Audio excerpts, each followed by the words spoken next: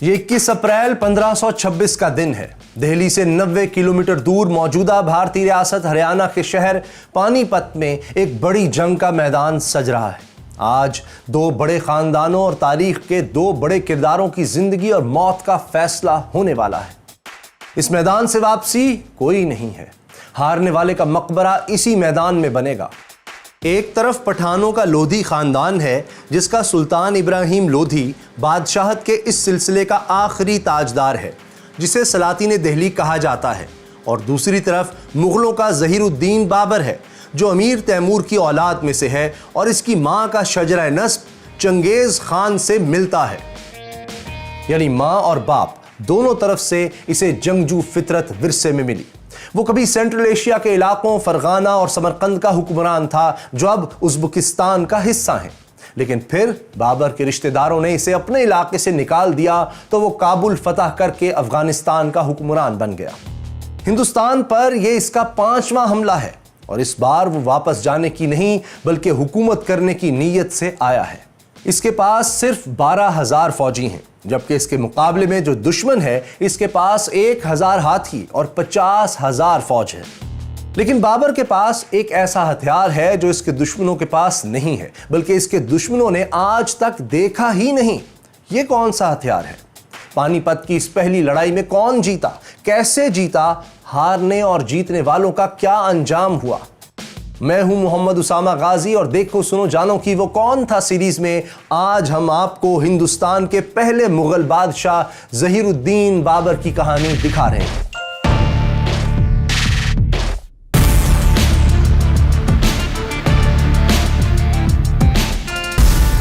بابر جانتا تھا کہ 12,000 سپاہیوں کے ساتھ ابراہیم لودھی کو شکست دینا اس کے بس کی بات نہیں ہے، اس لیے اس نے کھلے میدان میں جنگ کی بجائے دشمن کو اپنی حکمت عملی سے ہرانے کا فیصلہ کیا۔ اس نے اپنی فوج کو 3 حصوں یعنی دائیں بازو، بائیں بازو اور قلب یعنی سینٹر میں تقسیم کیا اور ان سب کی حفاظت کے لیے رکاوٹیں کھڑی کر دیں۔ اپنی فوج کے دائیں بازو کو اس نے پانی پت شہر کی آڑ میں کھڑا کر دیا تاکہ دشمن اس پر ڈائریکٹ حملہ نہ کر سکے۔ اپنے بائیں بازو کے آگے اس نے ایک خندق کھود کر خندق کے آگے لکڑی کی مضبوط باڑ لگا دی۔ اپنی فوج کے درمیانی دستے کے سامنے اس نے لکڑی کے چھکڑے کھڑے کر دیے، انہیں رسیوں سے آپس میں باندھ دیا۔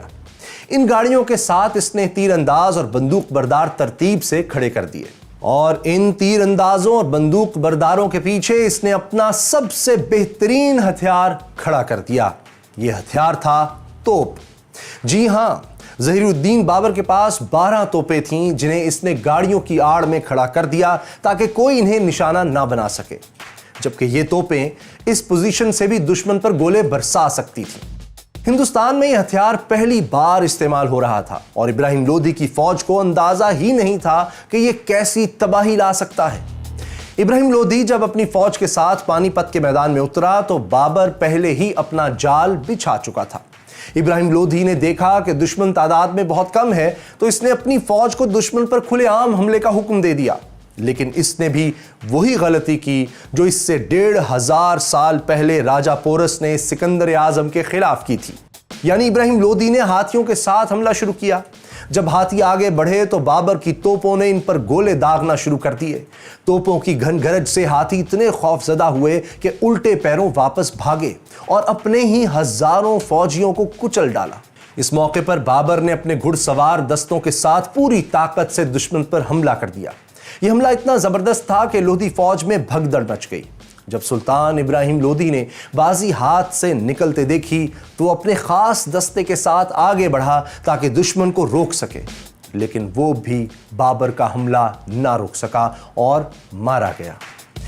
جب سلطان ابراہیم لودھی کی موت کی خبر پھیلی تو اس کی فوج سر پر پاؤں رکھ کر بھاگ کھڑی ہوئی۔ بابر نے پانی پت کی پہلی لڑائی جیت کر ہندوستان میں مغل سلطنت قائم کر دی تھی۔ یہ سلطنت 300 برس سے زائد عرصے تک قائم رہی۔ ہندوستان پر کسی مسلمان خاندان نے اتنا عرصہ حکومت نہیں کی جتنا مغلوں نے کی۔ بابر جیت چکا تھا اور شکرانے کے طور پر اس نے پانی پت میں ایک باغ لگایا جسے کابلی باغ کہتے تھے، اور اس میں ایک شاندار مسجد بھی تعمیر کی جسے بابری مسجد کہا جاتا ہے۔ نہیں، یہ ایودھیا والی نہیں بلکہ پانی پت والی بابری مسجد ہے۔ یہ مسجد تو آج بھی موجود ہے، البتہ کابلی باغ مٹ چکا ہے اور مسجد کے ارد گرد موجود کچھ سبزہ ہی اس باغ کی یادگار رہ گیا ہے۔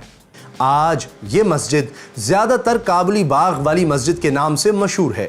ابراہیم لودھی کو بھی بابر نے پانی پت میں ہی دفن کیا اور اس کی قبر آج بھی موجود ہے۔ پانی پت کی فتح کے بعد مال غنیمت کے ساتھ بڑی تعداد میں ہاتھی بھی بابر کے قبضے میں آئے۔ بابر فاتحانہ شان و شوکت کے ساتھ دہلی چلا آیا اور شہر میں داخل ہو کر اس نے سب سے پہلے حضرت شیخ نظام الدین اولیاء رحمۃ اللہ علیہ کے مزار پر حاضری دی۔ دہلی کی جامع مسجد میں بابر کے نام کا خطبہ پڑھا گیا۔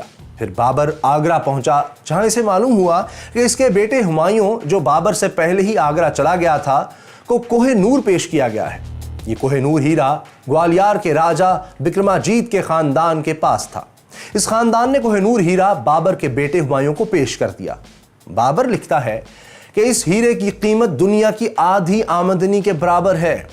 جب ہمایوں نے یہ ہیرا اپنے باپ کے سامنے رکھا تو بابر نے یہ ہیرا ہمایوں کو ہی بخش دیا۔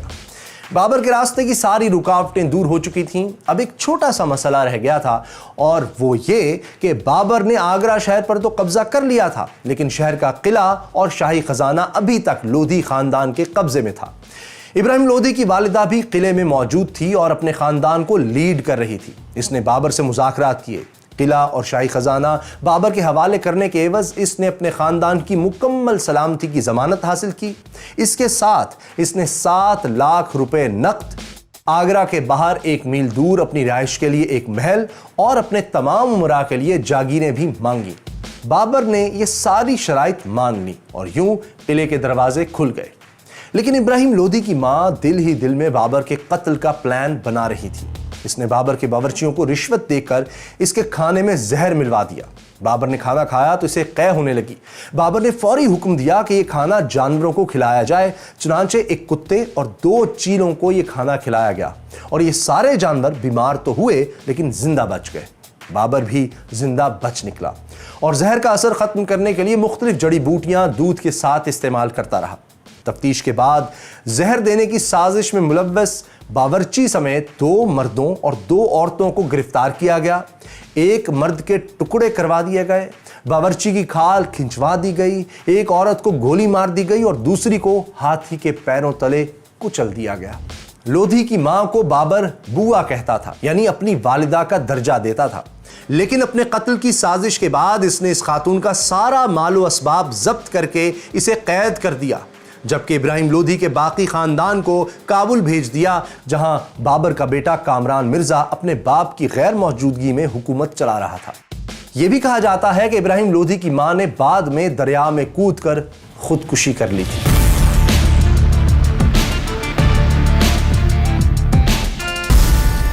بہرحال ان سب کے باوجود بابر شہنشاہ بن چکا تھا۔ یہ وہی بابر تھا جسے فرغانہ سے نکلنے کے بعد اپنی والدہ کے ساتھ دشمن سے بچنے کے لیے گنتی کے چند وفاداروں کے ساتھ جنگلوں میں چھپنا پڑا تھا۔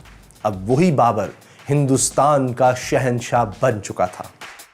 لیکن تخت حاصل کرنا ایک کام ہے اور اس پر کنٹرول برقرار رکھنا دوسرا کام۔ بابر کو بھی اپنی سلطنت برقرار رکھنے کے لیے مزید خون بہانا پڑا۔ ہوا یوں کہ راجپوتوں کے علاقے میواڑ کا رانا سانگا، جس نے خود بابر کو ہندوستان پر حملے کی دعوت دی تھی، اب وہ بابر کی حکومت تسلیم نہیں کر رہا تھا۔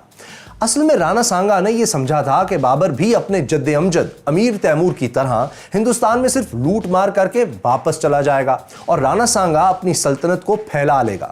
اس نے بابر سے یہ وعدہ بھی کیا تھا کہ ابراہیم لودھی سے لڑائی کے وقت وہ بھی بابر کی مدد کرے گا، لیکن آخر میں بابر کو اکیلے ہی ابراہیم لودھی سے لڑنا پڑا تھا اور راجہ سانگا اپنے علاقے میں ہی موجود رہا۔ اس لیے بابر رانا سانگا کو بد عہد سمجھتا تھا۔ ابراہیم لودھی کو ہرانے کے بعد جب بابر نے ہندوستان میں ہی رکنے کا فیصلہ کیا تو رانا سانگا اس سے جنگ کے لیے تیار ہو گیا۔ اس نے ارد گرد کے راجپوت راجاؤں کو جمع کیا اور ایک بڑا لشکر تیار کر لیا، حتیٰ کہ لودھی خاندان کے کئی پرانے وفادار افغان امراء بھی راجپوتوں سے مل گئے۔ جب بابر کو پتہ چلا تو اس نے رانا سانگا سے مقابلے کے لیے نئی توپیں تیار کرنے کا حکم دیا۔ بابر کے وفادار علی قلی نے ایک توپ تیار کی جو 600 فٹ تک گولہ پھینک سکتی تھی۔ بابر نے خوش ہو کر علی قلی کو ہیروں سے جڑا ایک خنجر اور شاہی لباس بھی تحفے میں دیا۔ اب بابر راجپوتوں سے مقابلے کے لیے نکلا تو اس کے پاس 50 توپیں اور ایک زبردست لشکر موجود تھا، لیکن ایک موقع پر ایک نجومی نے یہ اعلان کر دیا کہ مریخ سیارہ، جو کہ علم نجوم میں جنگ کا ستارہ سمجھا جاتا ہے، وہ مغرب میں ہے، یعنی یہ بابر کی فوج کے لیے برا شگون ہے۔ بابر کی فوج نے یہ سنا تو ان کے حوصلے پست ہو گئے، لیکن اس موقع پر بابر نے ایک حیرت انگیز اعلان کیا۔ ظہیر الدین بابر شراب نوشی کا عادی تھا، لیکن اب اس نے منت مانی کہ اگر وہ جنگ جیت گیا تو شراب سے توبہ کر لے گا اور داڑھی بھی نہیں منڈائے گا۔ اس نے اپنی فوج کو حوصلہ دینے کے لیے اسی وقت شراب کے برتن توڑ دیے۔ مغل فوج کے پاس شراب سے لدے ہوئے اونٹوں کی قطاریں موجود تھیں۔ بابر نے اس ساری شراب میں نمک ڈلوا کر اس کا سرکہ بنوا دیا۔ بابر نے یہ منت بھی مانی کہ اگر وہ رانا سانگا سے جیت گیا تو اپنی سلطنت میں مسلمانوں پر سارے ٹیکس معاف کر دے گا۔ بابر کی فوج دشمن کی زیادہ تعداد سے بھی خوفزدہ تھی، اس لیے بابر نے اپنی فوج کے سامنے تقریر کی اور کہا کہ جو بھی اس دنیا میں آیا ہے اس نے مرنا ہے، زندگی اور موت خدا کے ہاتھ میں ہے، اس لیے میدان جنگ میں دشمن کو دیکھ کر منہ مت موڑنا۔ بابر اپنی تقریر اور شراب کو ضائع کر کے اپنی فوج کے مورال کو بڑھانے میں کامیاب ہو گیا۔ آگرہ سے 60 کلومیٹر دور راجستھان میں ایک علاقہ ہے خانوا۔ یہ آج کل راجستھان کے بھرت پور ضلع کا حصہ ہے۔ بابر اور رانا سانگا کی فوجیں اسی میدان میں آمنے سامنے آئیں۔ یہاں بابر نے ایک بار پھر پانی پت والی ٹیکنیک استعمال کی۔ اس نے چھکڑوں کو زنجیروں سے باندھ کر فوج کے درمیانی حصے یا قلب لشکر کے سامنے کھڑا کر دیا۔ اس کے پیچھے تیر انداز اور بندوق بردار تعینات کیے، ان کے پیچھے توپیں لگائیں، فوج کے دائیں اور بائیں حصوں کی حفاظت کے لیے خندقیں کھدوا دیں۔ چنانچہ جنگ شروع ہوئی تو ایک بار پھر بابر کی فوج نے بڑی آسانی سے دشمن کو گھیرے میں لے لیا۔ رانا سانگا کے کچھ اتحادی بھی بابر سے مل گئے اور بابر نے یہ جنگ بآسانی جیت لی۔ رانا سانگا جنگ میں زخمی ہو کر واپس میواڑ چلا گیا۔ اس علاقے میں پانی اور خوراک کی سپلائی کے بغیر جنگ بہت مشکل تھی، اس لیے بابر نے بھی رانا سانگا کا پیچھا نہیں کیا اور آگرہ لوٹ گیا۔ رانا سانگا اپنے علاقے میں واپس تو آ گیا، لیکن دل میں بدلہ لینے کا منصوبہ بناتا رہا، مگر اپنی شکست کے اگلے ہی برس اچانک اس کی موت ہو گئی۔ کہا جاتا ہے کہ اسے اس کے اپنے ہی سرداروں نے زہر دے دیا تھا، کیونکہ وہ سمجھتے تھے کہ بابر سے بدلہ لینے کی کوشش راجپوتوں کے لیے خطرناک ثابت ہو سکتی ہے۔ بہرحال رانا سانگا کی موت سے بابر کے راستے کا ایک بڑا کانٹا ہٹ گیا تھا۔ وہ بے فکر ہو کر ہندوستان پر حکومت کرنے لگا، لیکن صرف 2 سال بعد 1530 میں 47 برس کے ظہیر الدین بابر کی بھی موت ہو گئی۔ بابر کی موت سے ایک حیرت انگیز واقعہ منسوب ہے۔ کہتے ہیں بابر کا بیٹا اور ولی عہد ہمایوں بری طرح بیمار ہو گیا تھا۔ بابر پریشانی کی حالت میں بیٹے کے بستر کے گرد چکر لگاتا رہا اور دعا کرتا رہا کہ اے خدا، میری زندگی کے بدلے میرے بیٹے کی زندگی بخش دے۔ حیرت انگیز طور پر ہمایوں صحت یاب ہو گیا اور بابر بیمار ہو گیا۔ اسی بیماری کی حالت میں وہ انتقال کر گیا۔ بابر کی میت کو اس کی وصیت کے مطابق کابل لے جا کر دفن کیا گیا۔ جس باغ میں بابر کا مقبرہ ہے اسے باغ بابر کہتے ہیں۔ بابر کی آبائی ریاست فرغانہ، جو اب ازبکستان کا حصہ ہے، اس ریاست کے پرانے دارالحکومت اندجان شہر میں ایک چوک ہے جسے ناوئی چوک کہتے ہیں۔ کچھ عرصہ پہلے تک یہ چوک بابر چوک کہلاتا تھا۔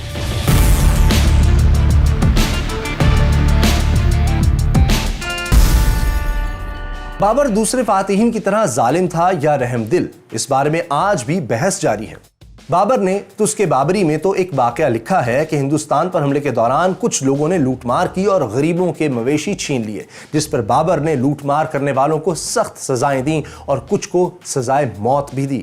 لیکن بابر نے خود ہی ایک اور واقعہ بھی لکھا ہے کہ ہندوستان پر حملے کے دوران بہت سے افغانی حملہ آور جنہیں اس کی فوج نے قیدی بنا لیا تھا، بابر کے حکم پر ان کے سر کاٹ کر مینار بنائے گئے۔ ایسے ہی مینار پانی پت کی لڑائی اور رانا سانگا سے لڑائیوں کے وقت بھی بنائے جانے کی کہانیاں مشہور ہیں۔ یہی نہیں، بابر کے بارے میں یہ بھی مشہور ہے کہ اس نے سکھوں کے پہلے گرو بابا نانک جی کو جیل میں قید کر کے چکی پیسنے پر مجبور کیا تھا۔ گجرانوالہ کے قریب ایمن آباد میں گردوارہ چکی صاحب اسی جگہ پر قائم ہے جہاں بابا گرو نانک جی کو قید کیا گیا تھا۔ بابا گرو نانک جی نے بابر کے بارے میں لکھا ہے کہ وہ بہت ظالم تھا، یہاں تک کہ اس کے حملے کے بعد مسلمان بھی اس مشکل گھڑی سے نجات کی دعائیں مانگ رہے تھے۔ ظہیر الدین بابر اپنی آبائی سلطنت فرغانہ تو واپس نہیں لے سکا، لیکن افغانستان اور ہندوستان میں اس نے ایک ایسی سلطنت ضرور قائم کر لی جس نے تاریخ میں مغلیہ سلطنت کے نام سے اپنا سکہ جمایا، جس کی یادگاریں پاکستان اور بھارت میں تاریخی قلعوں اور مساجد کی شکل میں پھیلی ہوئی ہیں۔ ان میں سے ایک ایودھیا کی بابری مسجد بھی تھی، جسے بابر کے سپاہیوں نے 1528 میں تعمیر کیا تھا، جیسا کہ اس وقت اور بہت سی مساجد اور قلعے بھی تعمیر کیے گئے تھے۔ بابر کو بھی شاید معلوم نہیں تھا کہ یہ جگہ ہندوؤں کے لیے مقدس ہے۔ بابر کی موت کے 300 سال بعد تک بھی کسی نے اس پر اعتراض نہیں اٹھایا تھا، لیکن پھر 19ویں صدی میں ایک ہندو گروہ نے دعویٰ کر دیا کہ بابری مسجد جس جگہ ہے وہاں کبھی رام مندر ہوتا تھا اور یہیں ہندو دیوتا رام پیدا ہوئے تھے۔ انہوں نے دعویٰ کیا کہ بابری مسجد اسی مندر کے ملبے پر بنائی گئی ہے، اس لیے مسجد کو گرا کر رام مندر تعمیر کیا جائے۔ مسلمان اس دعوے کو مسترد کرتے رہے۔ 1853 میں مسجد کے حوالے سے پہلی بار فسادات ہوئے۔